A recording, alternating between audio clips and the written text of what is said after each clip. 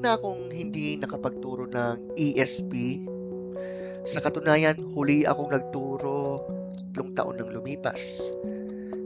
Magpagayon pa man, salamat naman ay magkakaroon tayo ng diskusyon may kinalaman dito. Siya nga pala, kung napapansin nyo, agad-agad 3 markahan na ang ating paksa dahil ngayong 3 markahan ibinigay sa akin ang oportunidad na makapagturo ng ESP10. Magpagayon pa man, hindi ito nangangahulugan na hindi na tayo gagawa ng mga panibagong video lesson na may kinalaman sa paksang ito. Pero kung loloobin ng Panginoon, maging ang una at ikalawang markahan ng ESP10 ay ating tatalakayin. Sa ngayon, ito munang 3 markahan ang ating focus. Sa paksang ating pag-uusapan, ating tatalakayin ang isa sa napakahalaga o sabihin natin pinakamahalagang paksa na dapat natin pag-usapan. Sabi nga ng Panginoong Jesus, mahalin mo ang Diyos ng buong puso mo, ng buong kaluluwa mo, ng buong pag-iisip mo, ng buong lakas mo. Para saan kaya itong pagmamahal sa Panginoon? Ipapamalas ang pagmamahal sa Diyos sa pamamagitan ng pagmamahal sa kapwa. Ito ay ang katotohanan na tanggap na sa ating lipunang kinabibilangan at sa ating bansang kinaroroonan. Sa pananampalataya, nagkakaroon ng linaw at pag-asa ang mga bagay na hindi natin maintindihan, lalong-lalo na sa iba't ibang kaganapan na nagaganap sa ating bayan o sa ating mundong ginagalawan sa kasalukuyan. Alam nyo kasi, ayaw man po sa gusto natin, talagang ine-emphasize ang issue may kinalaman sa pagmamahal sa Panginoon. At dahil may kinalaman ito sa pagmamahal sa Kanya, it's also worthy to point out na nabanggitin yung ikalawang pinakamahalagang utos na nabanggit ng ating Panginoon. Mahalin mo ang iyong kapwa gaya ng pagmamahal mo sa iyong sarili.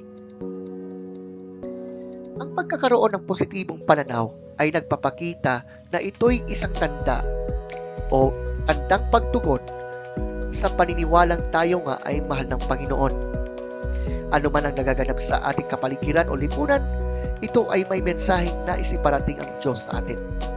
Ang mahalaga, itanim natin sa ating puso't isipan na ang pagkakaroon na mayroong walang hanggang pag-ibig ang Diyos na dapat din nating tugunan ng pagmamahal. Kaya nga, di ba sabi ng Panginoon, quoting Deuteronomy 6, ibigin mo ang Diyos ng buong puso, ng buong kaluluwa, ng buong isip, ng buong lakas. It's very important to point this out kasi nga, there are many of us who claim that they love God, pero hindi po ito nakikita sa gawa. Mula sa pagmamahal na naibabahagi ng tao sa kanyang sarili at sa iba, na ipapakita niya ang kanyang pakikipagkapwa. Dito rin kasi papasok yan.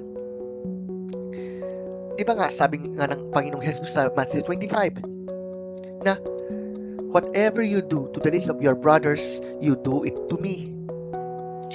Sa oras na magawa ito ng tao, mas salamin sa kanya ang pagmamahal sa Diyos.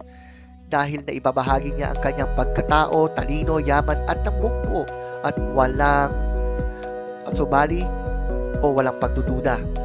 Ito ang makapagbibigay ng kahulugan sa kanyang buhay at ito rin ang makakasagot ng kadahilanan ng kanyang pag-iral sa mundo ito. Ang tao kasi, if God exists, therefore, may meaning ang buhay ng tao. May purpose siya kung bakit siya nandito. We have good reasons why we believe that God really exists. Through the effects of His creation, through the conscience of every human being.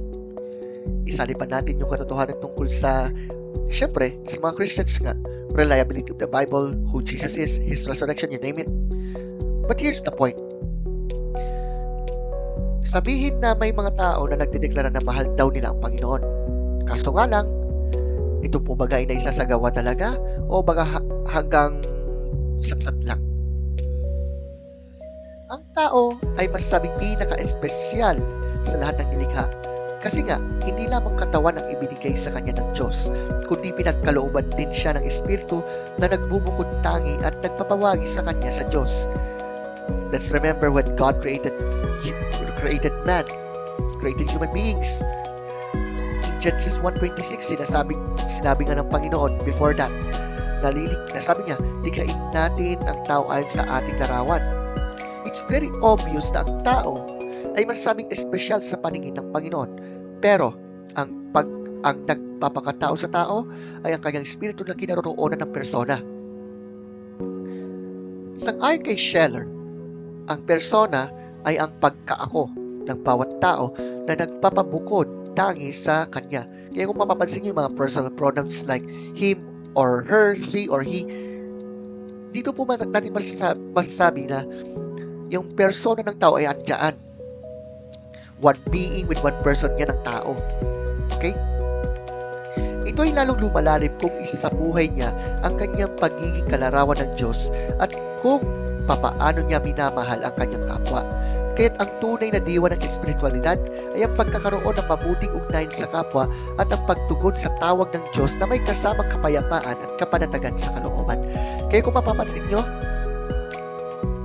pagdating sa sinasabi ng bawat tao na mahal daw nila ang Diyos o may pananampalataya ako sa Kanya, you know what?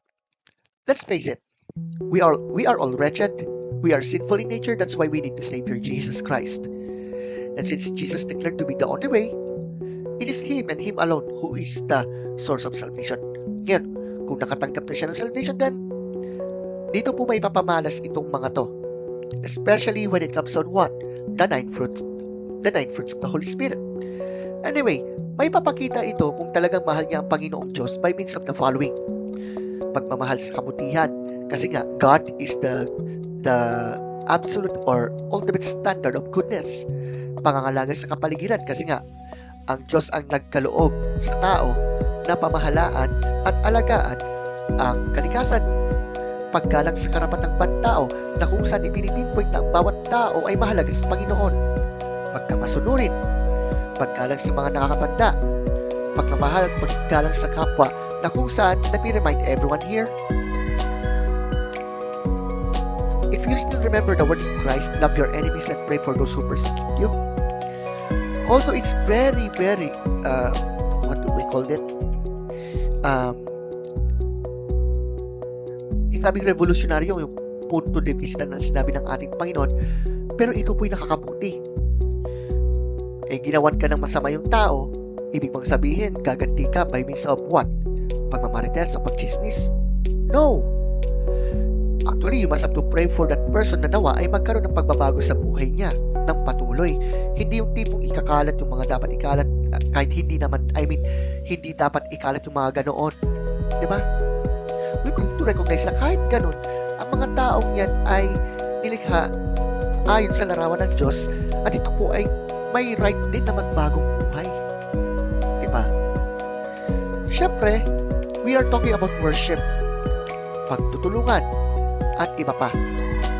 Concerning respeto sa iba't ibang paniniwala, that's okay. However, we must have to recognize when it comes to loving God, syempre, ating igagalang ang mga tao na nasa iba't ibang paniniwala. Kasi nga, di ba nga, love your neighbor as you love yourself. So, to end this up, ito yung magiging reminder ko po para sa lahat ng mga mag-aaral. Listen, ang pagmamahal sa Diyos ay hindi puro satsat. Talagang ito ay magre-reflect po sa bawat tao na nagsasabing they accepted Christ as their Lord and Savior, or that they are worshiping God, or whatever it is. Pero, magre-reflect lamang talaga ang pagmamahal na ibinibigay natin sa Panginoon kung i-demonstrate natin sa ating kapwa yung pagmamahal ng Panginoon sa kanila at tayo yung gagamitin niya for that. Yung tipong hindi natin iisipin yung ikakasama ng ating kapwa, yung tipong tayo ay tutulong sa kanya na gawin yung dapat gawin, pati yung pagbabago through prayers and some sort. And most important here is, what can we do to glorify the Lord of Glory? Kasi, if God really exists, then we have purpose or meaning in life. Its purpose in life is to know God and to make Him known. And then, students, as we go on to reflect this, we must to ask ourselves, am I truly, mahal ko ba talaga ang Panginoon? Pwedeng ganun eh. O kaya sa isa pang tanong, paano natin marirecognize yan kung doon pa lang sa mga nangyayari, tila baga parang nawawalan sila ng, let's say, pananampalataya or whatever. Students, it is a reminder to all of us. Sabi nga ng ating Panginoon, quoting Deuteronomy 6, ibigin mo ang Diyos ng buong puso, ng buong kaluluwa, ng buong pag-iisip, ng buong lakas. Magkagayon pa man, paano ito may de-demonstrate? Yan po ang ating tatalakayin sa susunod na video lesson. Maraming salamat sa pakikinig at magandang araw sa inyong lahat.